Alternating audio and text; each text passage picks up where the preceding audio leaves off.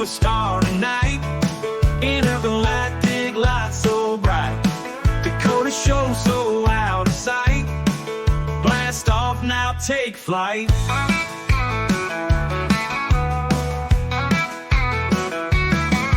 Aliens and rockin' tunes, country beats under the moons. Space dust in my boots, all new. Gigolo's hosting soon. Welcome to the galaxy.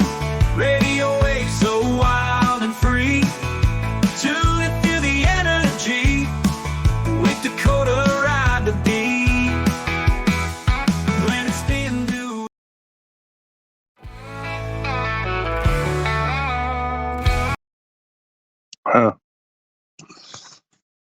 Sorry about that, folks. Looks like we're having a little bit of a technical issue there. I hope everyone is doing well. My name is Dakota and I am the Intergalactic Gigolo. Today's recording date is Friday, August 9th. It is just 4 minutes till 4 o'clock in the morning for me.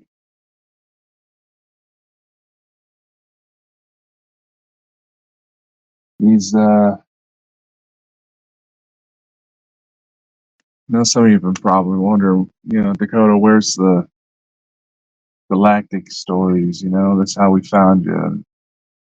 But guess what? Tonight I got one for you. There's been some rather interesting updates. And I don't know if you can hear it right now, but I'm actually recording this outside. Literally sitting on my front step. Just observing what I can of the stars. Figure maybe if I go to start telling the story, we'll have something happen. See if you can't let you guys see my face.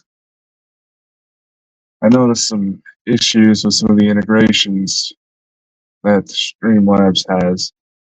So once I'm done recording this, I gotta go in and fix those. Hard work being this awesome. But for those of you who follow the Telegram channel, you might have seen a bit of an update where there might be some news coming from the Cygnus constellation here soon. I'm not 100%. This is where it took place. I am going to put this disclosure out there front and center right now and say that there's much information we're still trying to sort through. Oh, something just flew by there.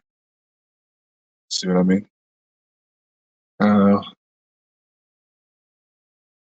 Don't exactly have any good attachments for my phone to let you guys see the stars. Right now, with all the wildfires surrounding me, the air quality's been shit. But anyway. So you're probably wondering, well, Dakota, what's going on? You got a story for us? And yeah, I do. And it's not just me. There's my starwife's envoy was the first one to start picking up on it. As she and I have gotten closer, starting to get to know each other more, then regardless of whatever situations we find ourselves in, distance, whether we're standing next to each other or miles apart, the distance between us isn't exactly inhibiting what's been going on.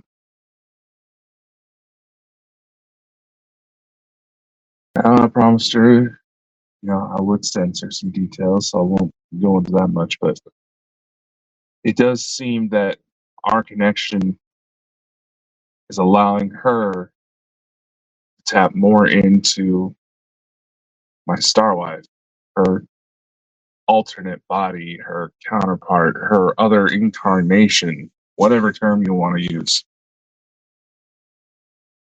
The other incarnation that's currently married and seems to be on active military duty with the Galactic Federation of Worlds alongside her husband, my other counterpart. So you can imagine how interesting things get. It's like a big old bat just flew there. But anyway, with these connections, both her and I, it gets to be the point where we can almost jump into our other bodies at any time. Well, in theory, at least. There's still the matter of trying to understand how to balance these two worlds we're walking, and the stress from that distracting us, which, let's face it, who isn't dealing with something right now, right? But anyway, she goes to tell me about this vision where our star counterparts seem to be held up together in this these fancy quarters. I mean, like the Intergalactic 5-star hotel equivalents type. We weren't being held hostage or anything. She also noted that we seem to have very white, formal attire suits on, and it felt like we were at a location for official business. When we started to do our usual rituals to help each other connect to each other's minds, which, funnily enough, seems to kick on its own whenever one of us seems to be in distress for whatever the situation may be.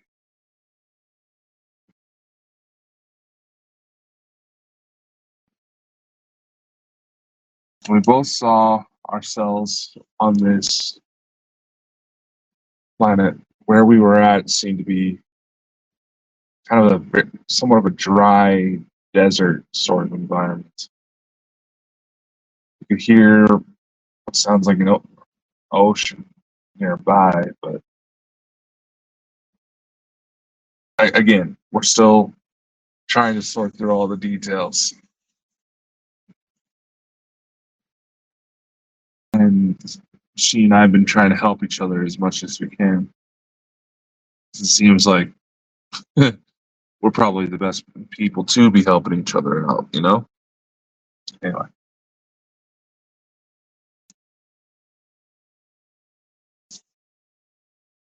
It seemed like the connection to our star bodies, we could see and feel everything they were doing. They were on some sort of active mission. While we were in the hotel room, it seemed like we were just kind of, the feeling that was there was like we had just barely arrived. We were just trying to get settled, get ourselves acclimated to our surroundings. The suits we had on helped keep our bodies stable to where we weren't miserable in the fucking heat. Soon, someone who was wearing these dark robes came in. And this is coming from what my starwife, so envoy, has told me, just to try to clarify. This gentleman came in. He was wearing this kind of dark robe, had somewhat of a tannish skin. You got the feeling that he was from there. And she noted that he mentioned about something about 32 or 36.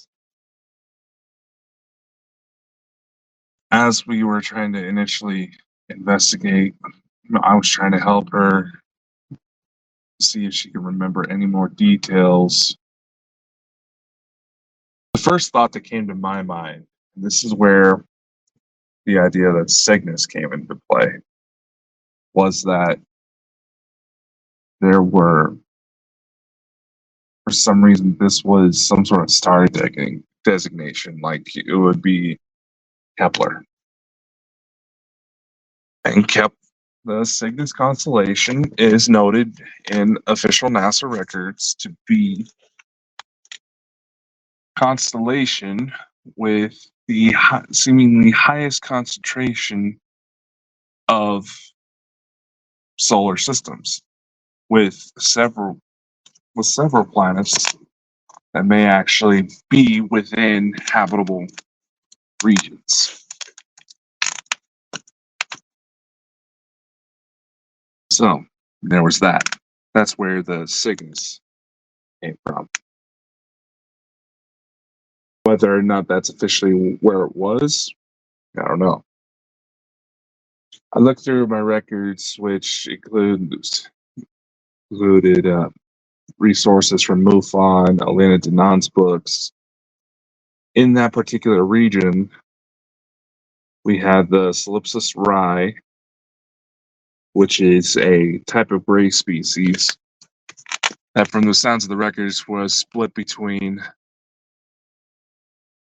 wanting to work with Federation and wanting to, and as well as associating with the Naboo, as well as some records within MUFON of possible humanoid beings within that region. Obviously, for skeptically minded, it is hard to test these matters to see for ourselves without physically taking your craft and heading up there. But that's the information that I had to work with. So that is where these conclusions are coming from.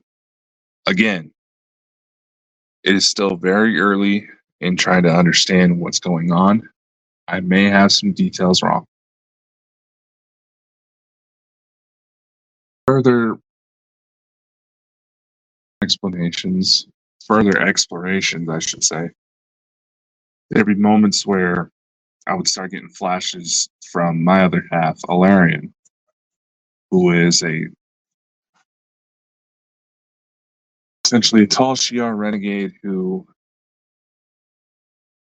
rebelled against his home world, killed a Seeker Royal, and joined the Galactic Federation because he saw no other option to be safe. Plus, there was a beautiful woman that was catching his eye.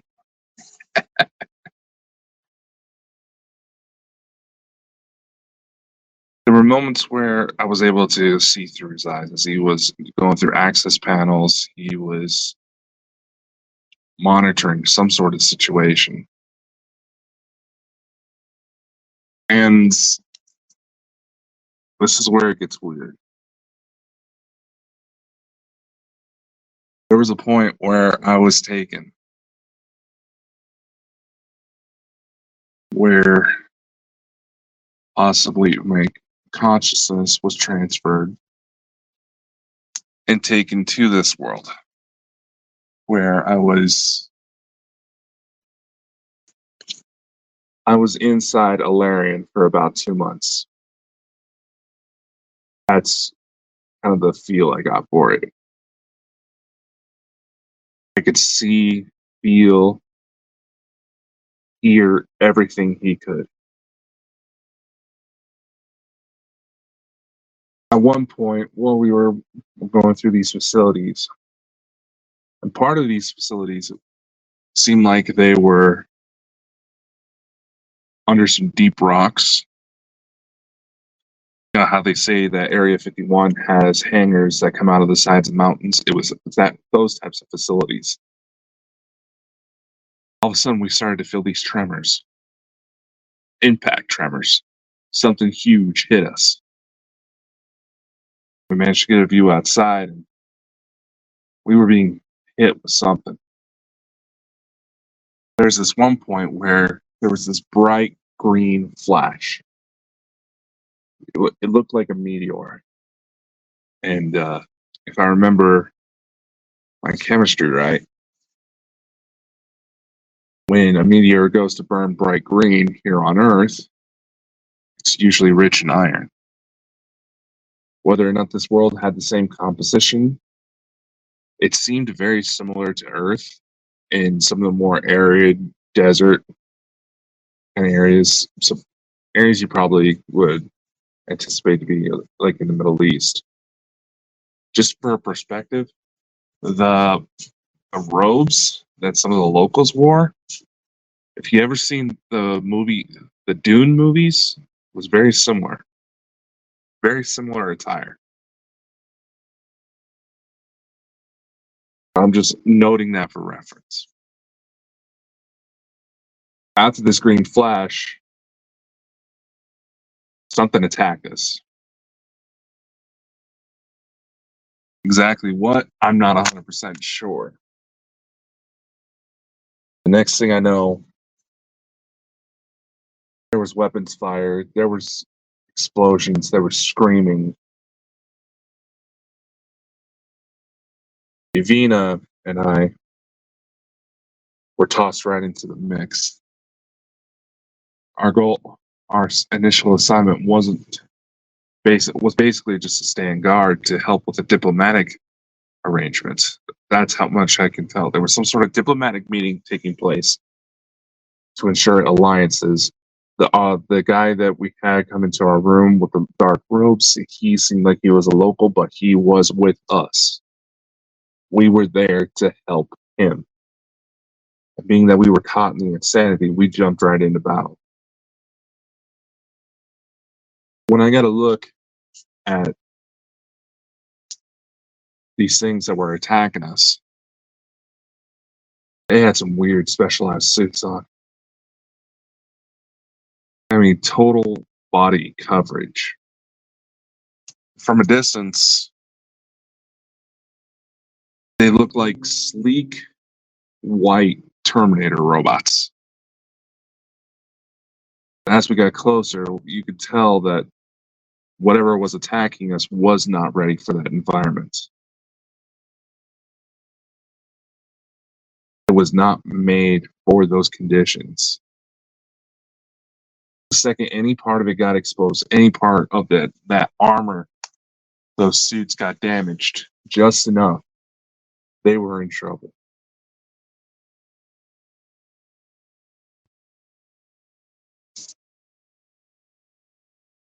And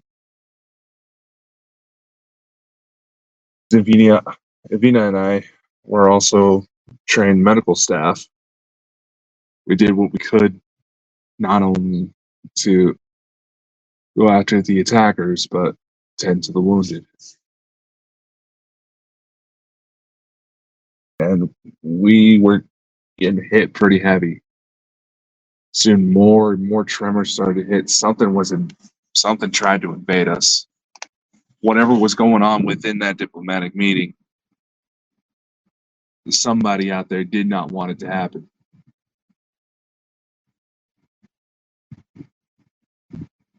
I remember taking people in out of the war zone, and their skin was just covered in burns from the plasma weapons that were being used. I remember the craft just seemingly coming out of nowhere. But the locals there, they fought hard. They were resilient. There were some that even took up arms while they were still healing. They were determined.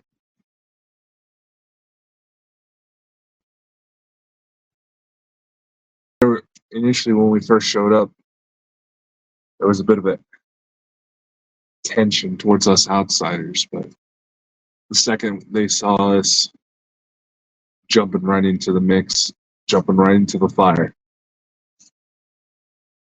it was enough to help turn the tides. A few weeks go by, and finally we're able to get some reinforcements. Some sort of super soldiers.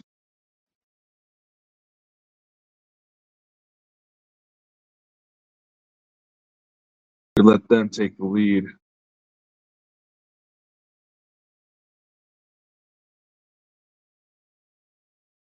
We were able to draw the enemy back, killed many of them, and wounded just enough. Some were taken as captives to be further interrogated. Once the battle was over, the negotiations were done with, and it was time for us to go back. Again, I wish I had more details. I'm still learning how to sort through all this.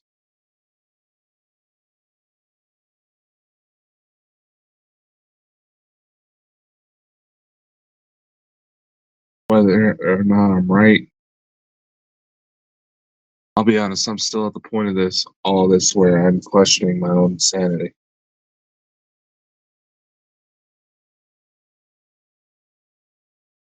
And whether or not it's related, my starwife's envoy may have felt some strain from it. Shortly after I was back, she started to mention she's had a pretty heavy migraine. Whether it could very well be possible that this was a physical manifestation of her not being used to taking on that much of a load when it comes to psychic energies. So more work needs to be done there.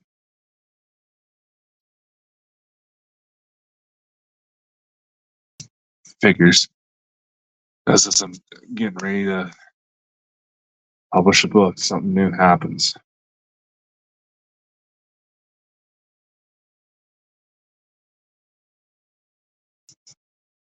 When the battle was over and we were taken off, things went well enough afterwards to where those we tended to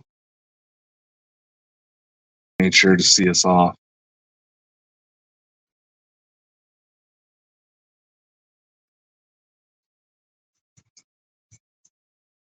And that's when I remember coming back.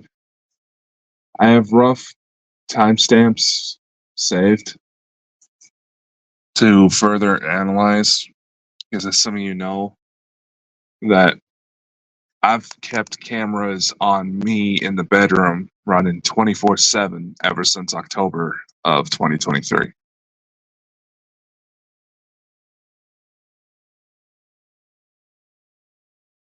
I still need to look through some of that, but focusing on getting some company stuff up to date.